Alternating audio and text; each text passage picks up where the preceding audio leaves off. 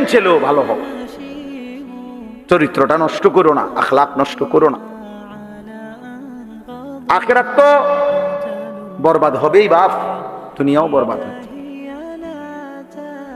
প্রতিদিন সারা দিন আমরা শুনি, এই যুবকদের কাহিনী শুনি মোবাইলে, এমনি ব্যক্তিগতভাবে।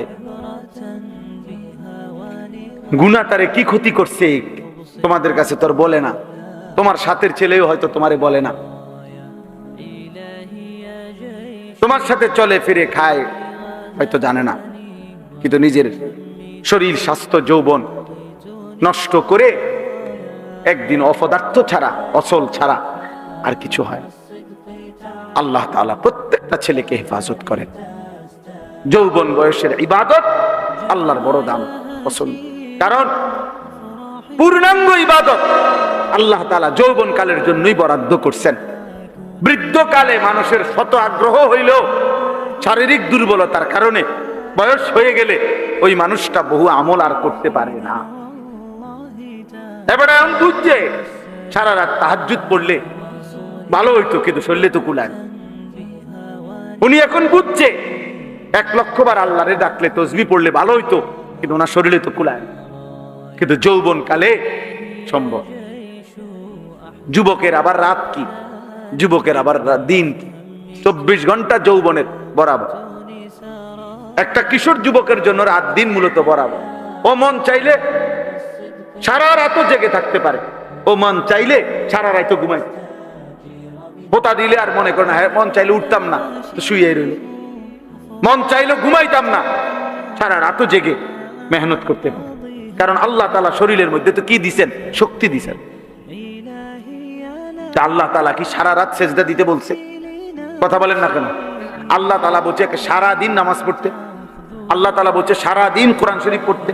দুনিয়া, ব্যবসা, বাজার, চাকরি, লেনদেন, পড়ালেখা এগুলো নিষেধ, ইসলামের মধ্যে এগুলো নিষেধ। তো তাইলে বলো ভাই, তোমার উপরে জুলুম করলো কই? তোমার উপরে বোঝা দিল কই? 5 ওয়াক্ত নামাজের টাইম হিসাব করলে 1 ঘন্টাও তো না। সবটা নামাজের সময় আদায় করলে 4 রাকাত ফজরের নামাজ পড়তে 1 ঘন্টা দরকার। তাহলে 5 ওয়াক্ত নামাজের এই অল্প একটু টাইম, ঘন্টা খানিক টাইম, এটুকু আল্লাহকে দিয়ে আল্লাহ তো বলছে বাকি বান্দা প্রত্যেক নামাজের পরে কর্মে ছুটে যাও, কর্ম করো, আমার রিজিক তালাশ করো। আমি জমিনের চতুর্দিকে রিজিক রেখেছি বান্দা, তালাশ করো। প্রত্যেকের জন্য আমি আল্লাহ তাআলা রিজিক বন্টন করে রাখছি। কারো অটোতে, কারো সিএনজিতে, কারো গাড়িতে, কারো দোকানে, কারো চাকরিতে, কারো ব্যবসায়, কারো বিদেশে আমি আল্লাহ তাআলা বরাদ্দ করে রেখেছি।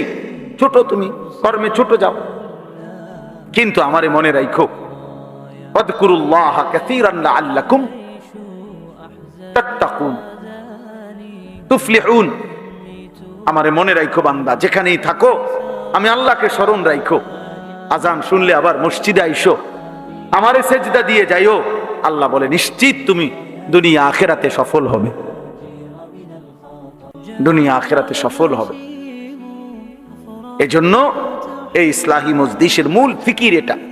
এই সকল বক্তার সমস্ত কথার মাকসাদ কমপক্ষে নিজেকে নষ্ট না কর। আর যদি কিছু করতে না পারো, এই সমাজ, এই জাতি, এই দেশ, এই পৃথিবীর কোনো উপকার যদি তোমার দ্বারা নাও হয়, নিজেরে নষ্ট করো। নিজেরে চরিত্রহীন মানুষের কোনো ইজ্জত থাকে না। কোনো চোর, কোনো ডাকাত, কোনো সুদখোর, কোনো ঘুষখোর, কোনো কিস্তিখোর, কোনো জুয়ারি, কোনো মদখোর, নেশাখোর, কোনো জেনাকারী, বেবিচারী, এগুলো তো ইজ্জত থাকে। ক্ষমতা দেখাইলেও সম্মান থাকে না, দাফট দেখাইলেও ইজ্জত করে না মানুষ। সামনাসামনি হয়তো যে কইছে, পিছন দিয়ে আবার মন্দই বলে, অসতই বলে। এজন্য নাফরমান কখনো ইজ্জত পায়, আমিও না, তুমিও না। আল্লাহ তাআলা আমাদেরকে হেফাজত করে। আমি যে 4টা আয়াত পড়ছি, এবার সংক্ষেপে 4টা আয়াতের অল্প একটু কথা বলি, তাইলে আমার কথা শেষ। এই 4টি আয়াতের মধ্যে ছোট্ট ছোট্ট আয়াত, মূলত আমাদের নবী সাল্লাল্লাহু আলাইহি ওয়াসাল্লাম আমাদের প্রিয় নবী সাল্লাল্লাহু আলাইহি ওয়াসাল্লামকে লক্ষ্য করে আল্লাহ তাআলা এই কথাগুলো বলছেন। আমাদের নবী সাল্লাল্লাহু আলাইহি সাল্লামের একটি বিশেষ বৈশিষ্ট্য এটা, কোরআনের আলোকে নবীজির অগণিত বৈশিষ্ট্য, অসংখ্য, দুনিয়াতেও আখিরাতেও। তো এখানে আল্লাহ তাআলা একটা কথা বুঝাইছেন, কোরআনুল কারীমের তাফসীরের মধ্যে আছে। এই সূরা যেটা আমি পড়ছি, আলাম নাশরাহ, এই সূরাটা 94 নম্বর সূরা, 30 নম্বর পারা। অনেকে পারে ওই সূরাটা, আলাম নাশরাহ লাকা সাদরাক। এই সূরা ছোট্ট ছোট্ট 8 আয়াত এই সূরার মধ্যে, এর মধ্যে মাত্র 4টি আয়াত আমি পড়ছি। তো এখানে আল্লাহ তাআলা একটা কথা বুঝাইছেন আমাদের নবীকে, যে বন্ধু, আপনার পূর্বে বহু নবী, এমন অনেক বিষয় আছে যেগুলো ওই নবীরা আমি আল্লাহর কাছে চেয়ে আমি আল্লাহ থেকে নিছে। ওই এরকম অসংখ্য বিষয় এমন যেগুলো আমি আল্লাহ আপনাকে না চাইতেই দিছি। অন্যরা আমার থেকে, অন্য নবীরা চেয়ে নিছে ওই একই বিষয়, আপনার বেলায় আমি আপনাকে না চাইতে দিছি। আপনাকে আমি ভীষণ ভালোবাসি, আপনাকে আমি সবচেয়ে বেশি ভালোবাসি, আপনি আমার মাহবুব, আপনি আমার হাবিব।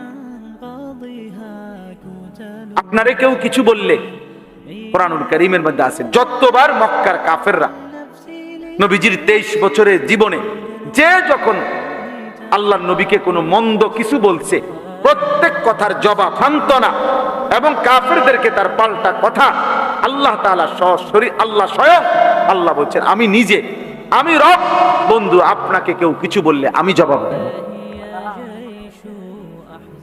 আল্লাহ জবাব দেন যখনই বলছি। প্রথম দিন, একেবারে প্রথম দিন আবু লাহাব যেদিন কালেমার দাওয়াত দিছে নবীজি, প্রথম দিনে আবু লাহাব বলছিল, মুহাম্মদ তুমি ধ্বংস হও, এজন্য বুঝি আমাদেরকে ডেকেছ। সেদিনই আল্লাহ তাআলা তৎক্ষণাৎ আল্লাহ তাআলা সেদিনে বলে দিছে, তাব্বাত ইয়াদা আবি লাহাব। আবু লাহাব, কাকে বললি? আমার বন্ধুকে বললি, আমার হাবিবকে বললা? যা নাফরমান, আমি আল্লাহ বলে দিলাম, তোর 2 হাত ধ্বংস হোক, তোর সারা দেহ ধ্বংস হোক। মা আগনা আনহু মালুহু ওয়া মা কাসাব। আল্লাহ বলছে, আবু লাহাব, তোর সম্পদ এবং তোর সন্তানাদি কেউ তোমাকে আমি আল্লাহর আযাব থেকে বাঁচাইতে পারবে না। তুমি কারে বলছো জানো না? এরকম অসংখ্য উদাহরণ আছে কোরআন শরীফ, যে নবীজি সাল্লাল্লাহু আলাইহি সাল্লামকে কেউ কিছু বলছে, জবাব দিছে কে? আল্লাহ। আর এখানে হলো আল্লাহ তাআলা বলছে, বন্ধু, অন্য নবী একই জিনিস যেটা চেয়ে নিছে, আমি না চাইতেই আপনাকে দিছি। যেমন একটা উদাহরণ বলি, কোরআনুল কারীমের মধ্যে আছে, হযরত ইব্রাহিম আলাইহিস সালাম আল্লাহর কাছে চাইছে, রব্বি লা তুখজিনি ইয়াউমা ইউবআসুন। আয় আল্লাহ, কিয়ামতের দিন সব মানুষকে যখন কবর থেকে উঠাবেন, হাসরের ময়দান, সেদিন আমি ইব্রাহিমকে বেইজ্জতি করেন, আমারে অপমান করেন না। এই কথাইটা ইব্রাহিম নবী আল্লাহর কাছে চাইছে। আল্লাহ বলছে আচ্ছা। কিন্তু আমাদের নবীর বেলায় এসে আল্লাহ তাআলা বলছে, বন্ধু, আপনি বলতে হবে না, আমি বললাম, আমি আল্লাহ আগেই বললাম, ইয়াউমা লা ইউখজিল্লাহুন নাবিয়্যা, হাসরের ময়দানে আপনি বন্ধুকে আমি বেইজ্জতি করব না। এই একই কথা অন্য নবী চেয়ে নিছে, আর আমাদের নবীকে আল্লাহ তাআলা নিজের থেকেই বলছে। মুসা আলাইহিস সালাম, ওনার নাম আপনারা শুনছেন না? উনি তুর পাহাড়ে আল্লাহর সাথে কি করতেন? কথা বলতেন। এই কথা বলতে বলতে একদিন উনি আল্লাহরে বলছেন, রব্বি আরিনি, আল্লাহ আমি আপনাকে দেখতে চাই, আমি আপনার দিদার চাই, আমি আপনাকে দেখতে চাই। আল্লাহ বলছে, না, লান তারানি, তুমি আমারে দেখতে পারবা না। মুসা নবী চাইছে আল্লাহর কাছে, আল্লাহ আমি আপনাকে দেখতে চাই, কিন্তু তবুও দেখতে পান নাই। আমাদের নবীর বেলায় আইসা আল্লাহ তাআলা বলছে, বন্ধু, আপনি বলতে হবে না, আপনি চাইতেও হবে না মুসা নবীর মতো, বরং আমি আল্লাহই 11তম বছরে নবীজির বয়স যখন 51, সরাসরি রব্বুল আলামিন জিবরাইলকে পাঠিয়ে জমিন থেকে 7 আসমানের ঊর্ধ্বে, 7 আসমানেরও আরো ঊর্ধ্বে আল্লাহর আরশে আজিমে মেরাজের রাত্রিতে নিজের কাছে নিয়ে আল্লাহ তাআলা বন্ধুকে দিদার দান করছে। বলছেন বন্ধু মুসা তো চাইছিল, তবুও তাকে দেখা দেই নাই। আপনি চান নাই, আমি নিজের কাছে আইনা দেখা দিলাম। সুবহানাল্লাহ, সুবহানাল্লাহ। এরকম বহু আয়াত আছে। এখানে কি, এখানে ওই মুসা নবীর মতো আরেকটা দোয়া আছে। মুসা নবীর, মুসা আলাইহিস সালাম আল্লাহ তাআলার কাছে যখন মুসা নবীকে আল্লাহ তাআলা বলছিলেন ফেরাউনকে তুমি কালেমার দাওয়াত দাও, ইযহাব ইলা ফিরআউনা ইন্নাহু তাগা। মুসা, ফেরাউন বেশি সীমালঙ্ঘন করছে নাফরমানির, তুমি তাকে দাওয়াত দাও, ঈমানের দাওয়াত, কালেমার দাওয়াত দাও। এই ছেলে, তোমরাও এখান থেকে নাইমা বসা যায় না? এই অপদার্থ কোথাকার, এটা তোমাদের বাপ দাদার বয়সী মুরব্বী নিচে বসে আছে, ফালতু কোথাকার।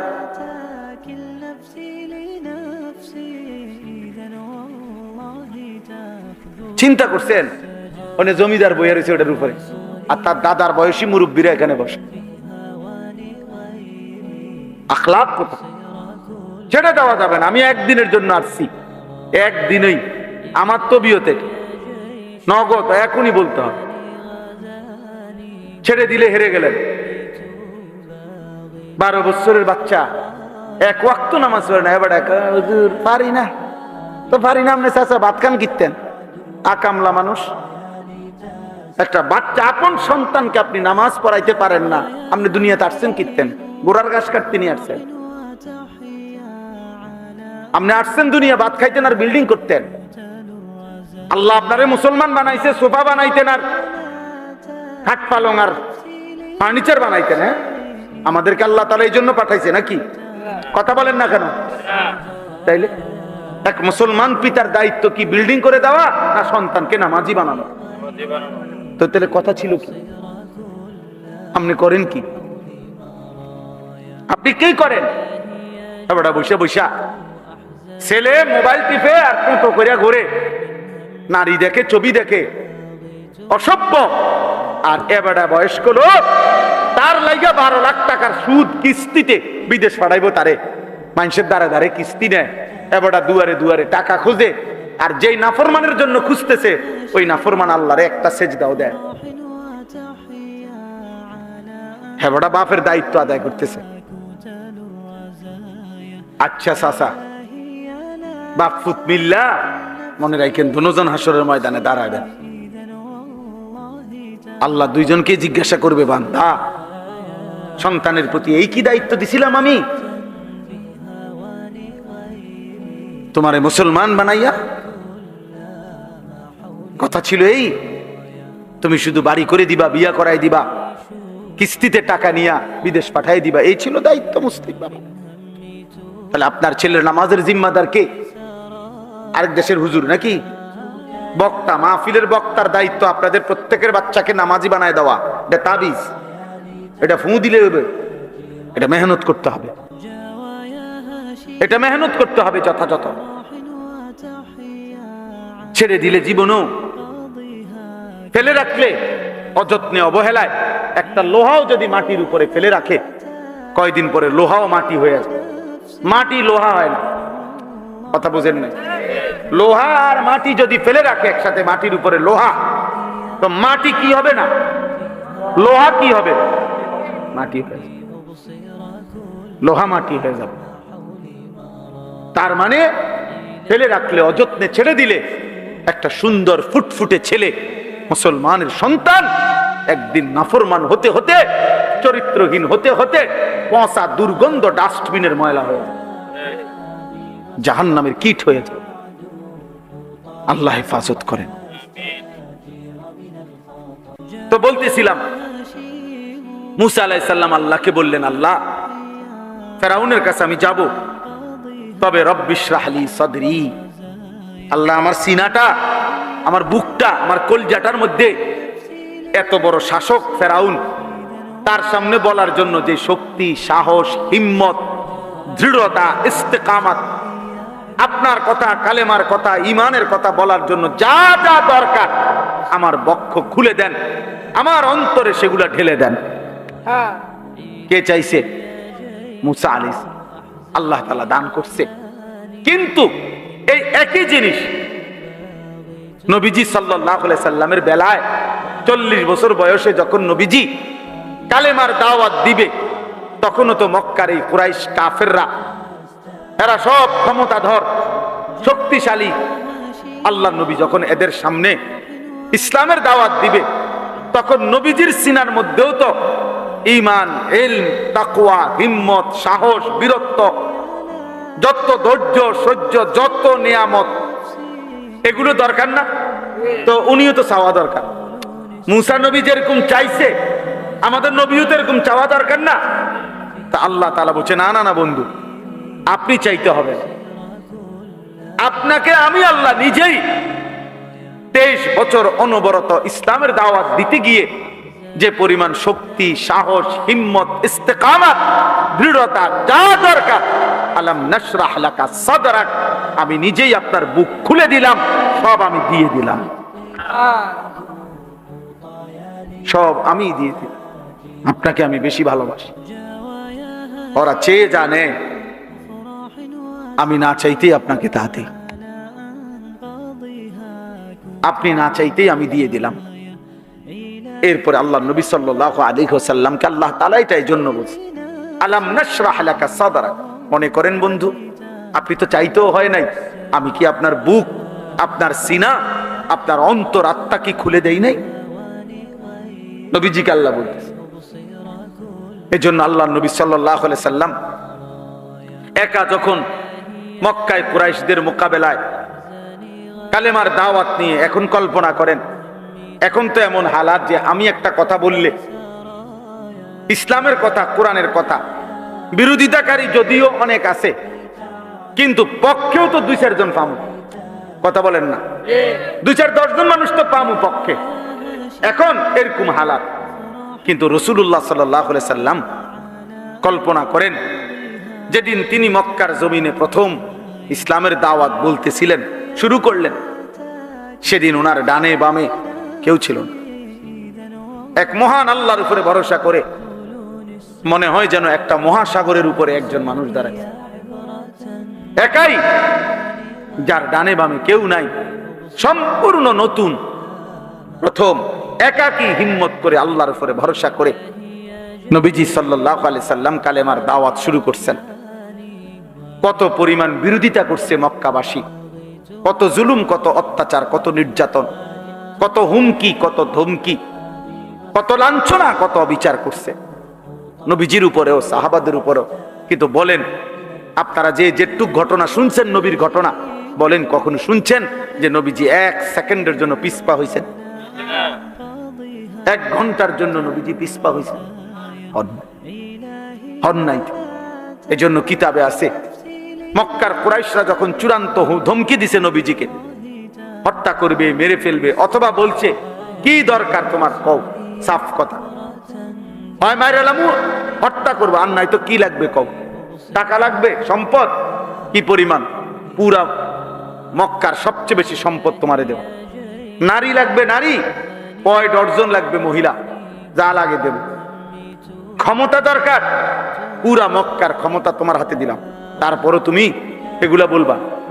এক মানুষ পৃথিবীতে এই 3 জিনিসের প্রতি সবচেয়ে বেশি লোভী, সম্পদ, নারী, ক্ষমতা। বলেন, ভেবে দেখেন, মানুষের প্রচন্ড লোভ কিসের প্রতি? এই 3 জিনিস। সম্পদ চায়, নারী চায়, আর কি? ক্ষমতা চায়। ক্ষমতা 8 বার ফেল করছে মানুষ, হয়তো আল্লাহর দোয়াই করছে, 8 দাঁড়াইয়েন না, কোন এবার শেষ, আর 4 শতক জমি আছে, আল্লাহর উপরে ভরসা করে শেষ বেচাটা দিয়া লাগে জমিটা, এই 4 শতক বেচা একেবারে শেষ, শেষ, এবারে শেষ মেম্বরি দাঁড়াইলাম, এবারে শেষ চেয়ারম্যানই দাঁড়াইলাম। এমন মানুষ নাই? লোভে তারে ছাড়ে না। ক্ষমতা, ক্ষমতা, ক্ষমতা, এই নারী, সম্পদ, ক্ষমতা। মক্কাবাসী নবীজিকে 3টার অফারে দিছে, 3টাই পূর্ণ দেব মুহাম্মদ, ছেড়ে দাও। আল্লাহ নবী সাল্লাল্লাহু আলাইহি সাল্লাম বলছেন কি, কিতাবের মধ্যে আছে। বলছে মক্কাবাসী শোনো, তোমরা যদি আমার ডান হাতে আসমানের ওই সূর্যটা এনে দাও, বাম হাতে যদি চাঁদ এনে দাও, আর আমারে যদি বলো আমার এই কালেমার দাওয়াত ছেড়ে দিতে, খোদার কসম আমি 1 মিনিটের জন্য ছাড়বো। ওয়াল্লাহি লা ওয়াদাতুমুশ শামসা ফি ইয়ামিনি ওয়াল কামারা ফি ইয়াসারি ওয়া আমারতুম আন আতরুকা হাদিহি দাওয়া লান আতরুকা। ছাড়বো না। আচ্ছা, এটার দ্বারা একটা কথা কি বুঝছেন? যদি সূর্য এনে দাও ডান হাতে, বাম হাতে যদি চাঁদ এনে দাও, অর্থ হইল, আমার যেটা বুঝারি অর্থ হইল, রাত্র দিন যদি পুরাটাও 24 ঘন্টা, দিনে সূর্য রাতে চাঁদ, তো 24 ঘন্টার মালিকানাও যদি আমার হাতে দিয়ে দাও, আর বিনিময়ে যদি বলো আমারে কালেমার দাওয়াত ছেড়ে দিতে, আমি ছাড়ব। আলাম নাশরাহ লাকা সাদরাক। আল্লাহ বলছে বন্ধু, আপনার বুক, আপনার সিনা আল্লাহর জন্য, দ্বীনের জন্য, কালেমার জন্য, আখিরাতের জন্য, ইসলামের জন্য, মানুষকে ফেরাবার জন্য যা মজবুত হিম্মত, সাহস, শক্তি দরকার, আমি সব কিছু আপনার কলিজায় দিয়ে দিয়েছি। আমার বন্ধু, এবার আমি একটা কথা শুধু বলতে চাই। নবীজি সাল্লাল্লাহু আলাইহি সাল্লামের এই আয়াতের দ্বিতীয় আরেকটা অর্থ আছে। আল্লাহ তাআলা বলেন, বন্ধু সিনা চাক আমাদের নবী সাল্লাল্লাহু আলাইহি সাল্লামের ভেতর অন্তরাত্মা পবিত্র করার জন্য। কিছু তো নাই এমনি, তবু আল্লাহ তাআলা 4 বার ফেরেশতার মাধ্যমে আল্লাহ তাআলা জান্নাতি পানি দ্বারা আল্লাহ নবী সাল্লাল্লাহু আলাইহি সাল্লামের পবিত্র অন্তরকে ধুয়ে দিয়েছেন। কয়বার? 4। যে অন্তরে কোনো কালিমা নাই, যে অন্তরে কোনো গুনাহ নাই, যে অন্তরে কোনো পাপ নাই, সেই নিষ্পাপ নিষ্কলুষ পবিত্র অন্তরকেও খুদ আল্লাহ তাআলা 4 বার জান্নাতি পানি দিয়ে, হাউজে কাউসার কিংবা জমজম পানি দিয়ে ধুয়ে দিয়েছেন। সেই আল্লাহ বন্ধুকে এভাবে ধুয়ে দিয়েছেন। এবার বলেন, আমাদের যে অন্তর, এই অন্তরের মধ্যে গুনাহ কি পরিমাণ, পাপ কি পরিমাণ, নেকি কি পরিমাণ? তাহলে সেই হিসাবে চিন্তা করলে এখান থেকে সবক আমরা প্রত্যেকের উচিত, আমাদের অন্তর পবিত্র করার জন্য, অন্তরকে গুনাহ থেকে মুক্ত করার জন্য আল্লাহ ওয়ালা হক্কানি আলেমে দ্বীন ওলামায়ে কেরামের সোহবতে সান্নিধ্যে আসা যাওয়া করা, ওনাদের থেকে দ্বীন শেখা, আল্লাহর কোরআন, রাসূলের সুন্নাহ, ইসলাম মানা, এর মাধ্যমে দিলকে পবিত্র করার চেষ্টা করা, নাই তো হবে না।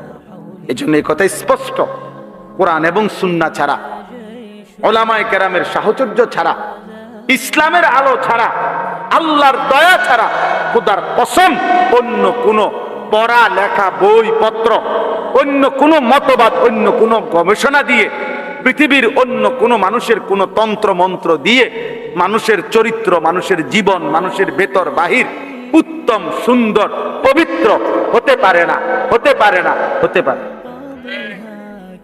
পবিত্র মানুষ যদি কেউ হতে হয়, সে শুধুই কোরআন দ্বারা।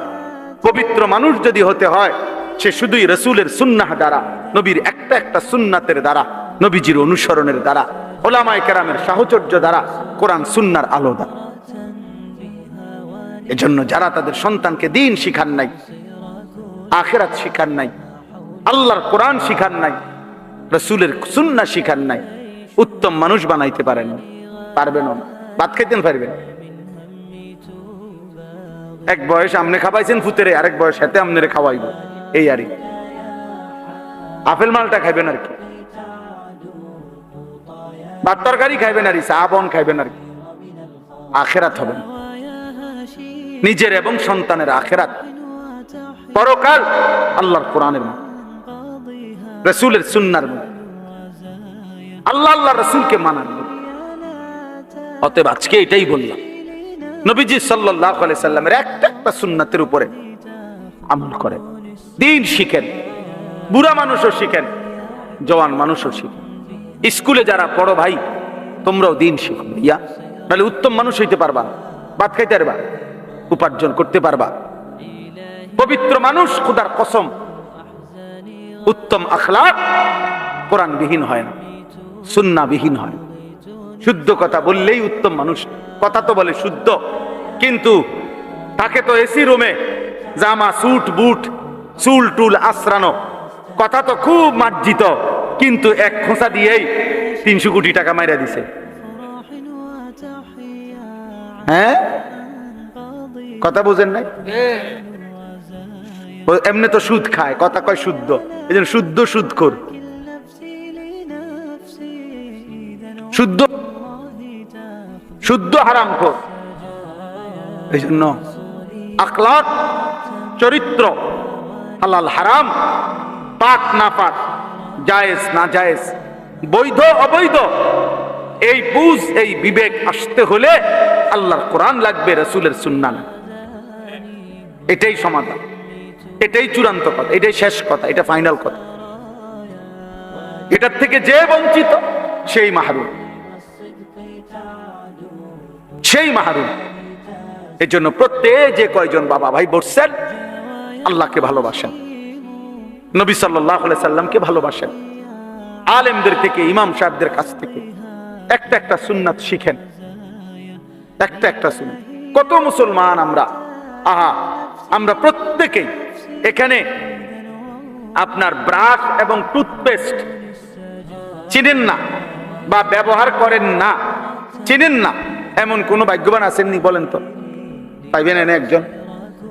সবাই চিনেন, কিন্তু আপনি জিজ্ঞাসা করেন যে 40 বছর 60 বছর 30 বছর যে মেসওয়াক করছেন কত বছরে, বলতেও পারে। অসংখ্য মুসলমান চিনেও না, বলতেও পারবে না 60 বছরের ভিতরে কোনোদিন মেসওয়াক, অথচ এটা নবীজির সুন্নাহ। তাহলে মেসওয়াক চিনলেনও না, ব্রাশের কথা ভুললেনও না, হাসরের ময়দানে কেমনে দাঁড়াইবেন? দস্তরখান চিনেন না, ডাইনিং টেবিল বলেন না, কারণটা কি? ঠেলাওয়ালা দিন মজুরু মনে করে একটা ডাইনিং টেবিল লাগবে, নইলে ইজ্জত থাকবে না। তাহলে দুনিয়া চিনলেন, আখিরাত চিনলেন না কেন? নবীজির সুন্নাত চিনলেন না কেন? এই জন্য দয়া করে ফিকির করেন, ভাবতে শিখে। ছেলেরা, বাপ তোমাদেরকেও বলি, বাবা, নিজের চরিত্র বড় সম্পদ। Character is lost, everything lost. এটা ইংরেজিতে আমরা ছোটবেলায় প্রাইমারি থাকতে পড়ছি। যার চরিত্র নাই তার কিছুই নেই, তার কিছুই নাই, তার কিছুই নাই, তার কিছুই নাই। আল্লাহ তাআলা শেষ কথা হলো, আল্লাহ বলেন ওয়াদা'না আনকা বিজরাক। আল্লাহ বলছে, বন্ধু, উম্মতের চিন্তায়, মানুষের পরিবর্তনের পেরেশানিতে, মানুষগুলো কিভাবে আল্লাহ চিনবে, আখিরাত চিনবে, এই চিন্তা, অস্থিরতা, টেনশন আপনার কোমর বাঁকা করে দিছিল। আল্লাযী আনকাদা যাহরাক, আপনার পিঠ বাঁকা করে ফেলছিল মানুষের চিন্তায় চিন্তায়। আমি আল্লাহ তাআলা আপনার সেই চিন্তা দূর করে দিয়েছি, আপনাকে পরিপূর্ণভাবে কোরআন এবং আমার যত দিক নির্দেশনা সব দিয়ে আপনাকে আমি মেহনত করতে বলে দিয়েছি। এবার আপনি যথাযথ ধারায় মেহনত করেছেন, মাত্র 23 বছরে সারা আলমে কালেমার পতাকা উড়ে গেছে। পৃথিবী জেনে গেছে ইসলামের কথা, কোরআনের কথা, কোরআনের কথা। আপনি ভাবতেছিলেন কি করবেন, আমি আল্লাহ তাআলা সব আপনাকে বলে দিছি, সব আপনাকে দেখাই দিছি, সব আপনাকে দেখাই। সর্বশেষ কথা হলো ওয়ারাফা'না লাকা যিকরাক। আল্লাহ বলছে, বন্ধু, কিয়ামত পর্যন্ত নয়, অনন্তকালের জন্য আমি আল্লাহ আপনার স্মরণ, আপনার মর্যাদা, আপনার শ্রেষ্ঠত্ব আমি আল্লাহ সব কিছুর ঊর্ধ্বে তুলে দিয়েছি। আমি আল্লাহর পরে আমার গোটা মাখলুকাতের উপরে আপনি মুহাম্মদ আরবির সম্মান। বাদাস খুদা বুজুর্গ তুই কিসসায়ে মুখতাসার। আমি সম্মান, আপনার উচ্চ মর্যাদা উঠিয়ে দিয়েছি। এজন্য হাদিসের মধ্যে আছে, তাফসীরের মধ্যে আছে, আল্লাহ তাআলা নিজে বলছে এই আয়াতের তাফসীরে, ইজা যুকিরতু যুকিরতা মাই। আল্লাহ তাআলা নিজে বলছে, বন্ধু, আমি আপনার সম্মান এভাবে বললাম যে পৃথিবীতে, এই সৃষ্টিতে, ইজা যুকিরতু যুকিরতা মাই, আমি যদি আলোচিত হই, অর্থাৎ আমার নাম যদি আলোচনা হয় যেখানেই যখনই, তো আমি বন্ধু ওয়াদা দিলাম আপনার নামও আলোচনা হয় কিনা বলেন? বলেন, আজান যখন দেয় তখন আল্লাহর কথা বললে নবীজির কথা বলেনি?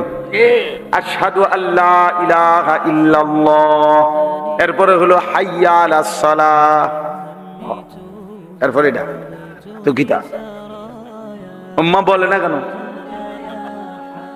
হাইয়া আলাস সালাহ যত শুদ্ধি এই কক, এরপরে চাকরি থাকবনি মুয়াজ্জিনে কেন?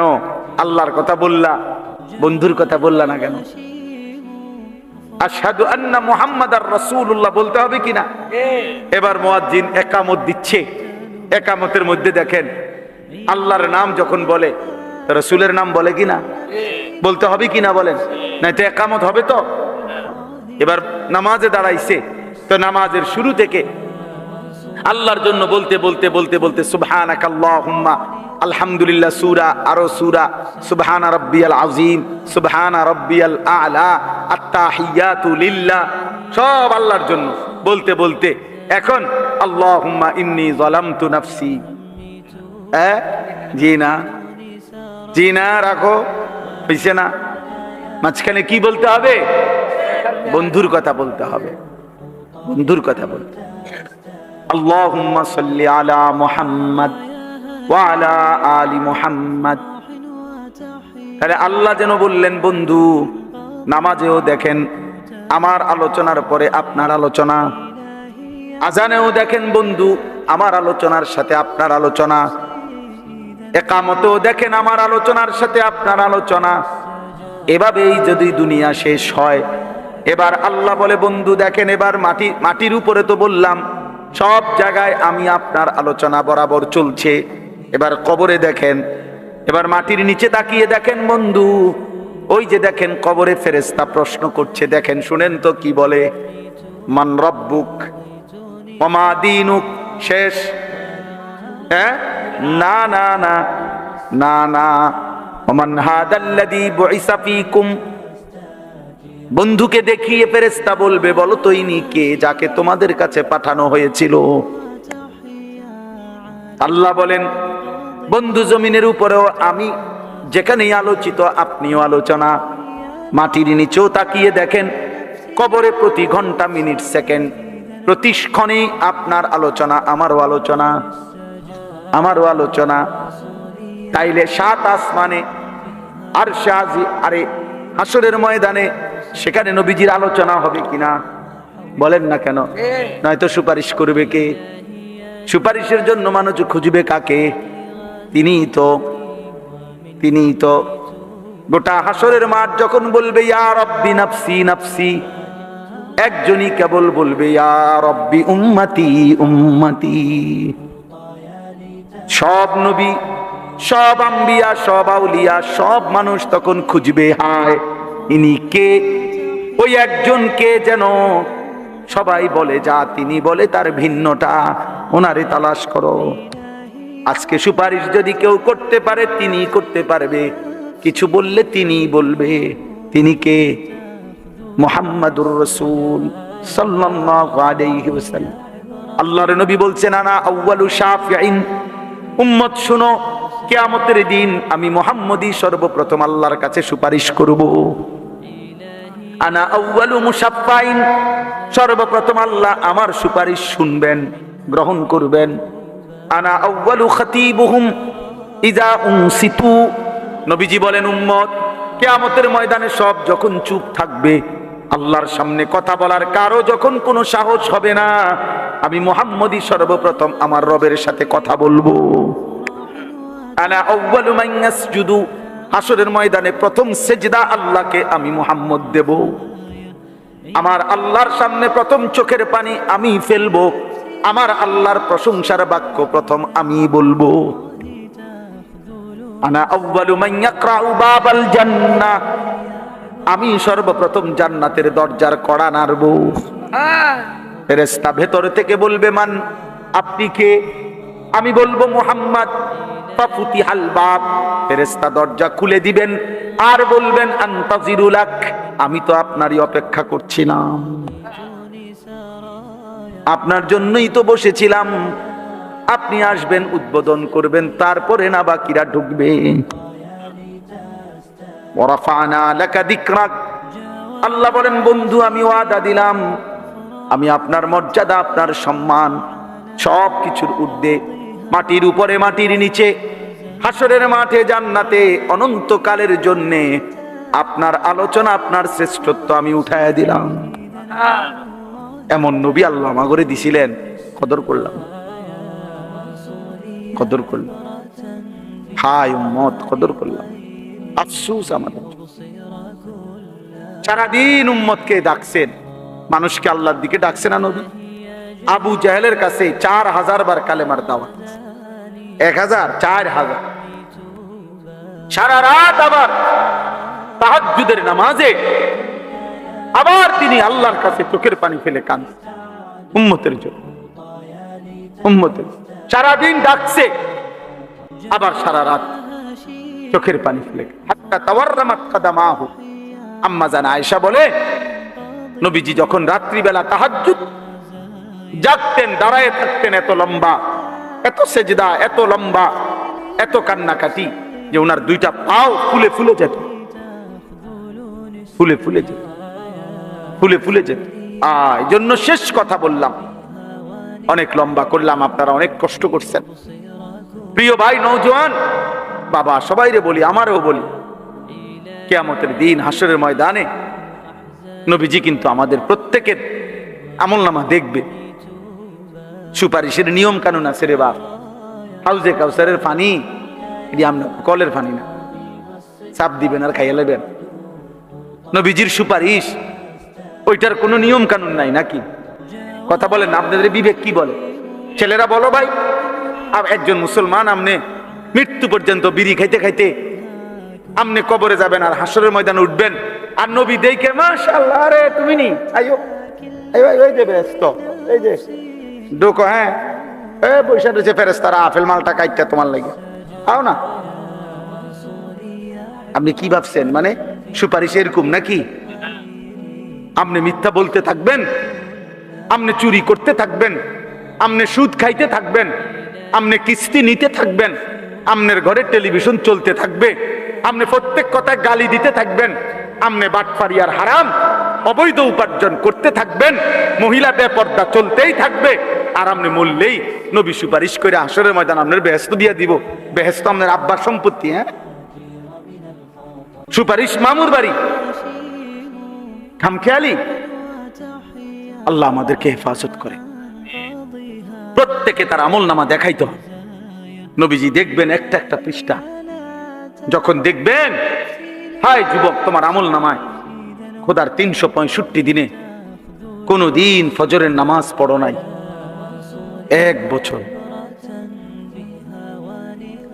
হায় মুসলমান, খোদার কসম, নবী তখন চোখের পানি ফেলবে। উম্মত, আমার উম্মত এমন হয়, উম্মত 30 বছর আমার উম্মত সুদ খায়,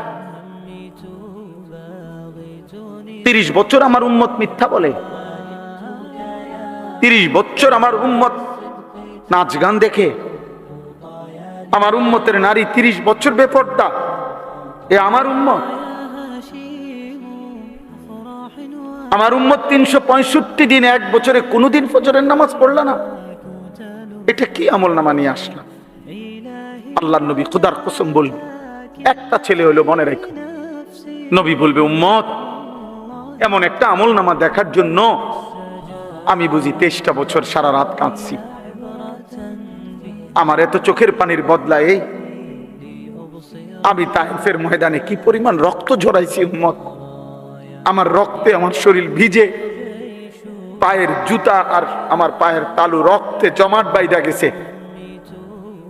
আমি জুতাটাও খুলতে পারি নাই রক্তের কারণে। এর বিনিময়ে এই আমল নামা, আমার উহুদের দান দান শহীদ করার বিনিময়ে এই আমল নামা। আমি 14 দিনও পেটে পাথর বাইন্ধা মাটি খনন করছি খন্দকের যুদ্ধে, আমি আমার সাহাবাদেরকে নিয়ে পেটে পাথর বাইন্ধা ক্ষুধার কষ্ট সয়েছি। বিনিময়ে এই আমল নামা দেখার জন্য? এত মিথ্যা, এত চুরি, এত জিনা, এত ডাকাতি, এত সুদ, এত ঘুষ, এত বেপরদা, এত বিড়ি, এত সিগারেট। বলেন চাচা, বলেন বাপ, যে বোনেরা শুনছেন, মা বোনরা, আপনারা বলেন। আর যদি কোনোদিন আসতে না পারি, একদিনে আসলাম না। আর যদি কোনোদিন বলতে না পারি, যুবক আজ একবারই বললাম। তুমি মনে করো, তোমার যদি সামান্য বিবেক থাকে, কি বলবা নবীজির সামনে? কেমনে সুপারিশ চাইবা? এই আমল নামা দিয়া? হাউজে কাউসারের পানি চাইবা কেমনে? কেমনে বলবা বাপ? এজন্য নবীজি কাঁদবেন, কাঁদবেন। আল্লাহ আমাদেরকে হেফাজত করেন।